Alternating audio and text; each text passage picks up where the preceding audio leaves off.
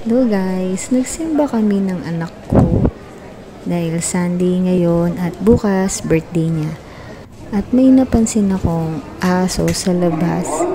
Pero bago ko ipagpatuloy ito, kindly subscribe to my channel.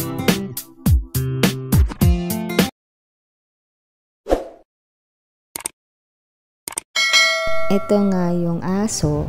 Labas-pasok yan sa loob ng simbahan eh. Di ko alam kung gusto niya magsimba o nagpapalamig sa loob ng simbahan. Pero may napansin ako sa kanyang kakaiba. Kinuhaan ko siya. Tapos na yung misa na yan kaya nag-aalisan na yung mga tao. Pero siya hindi pa. Kaya nilapitan ko na lang siya. Kasi nakukitan ako sa kanya dahil habang nagbimisa, labas-pasok yan sa loob. Humihiga pa sa sahig. Tapos, ayan, naalis na kami niyan. Siya ayaw pa niya. Ewan ko bakit ayaw pa niya umalis. Pero pinagmasdan ko siya. Andiyan lang siya. Ayun pala, tatapusin niya yung kanta ng choir. Nung natapos, umalis na rin siya. Oh, ayan oh.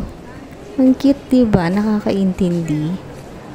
Hanggang dito na lang. Salamat sa pagnood. Paalam!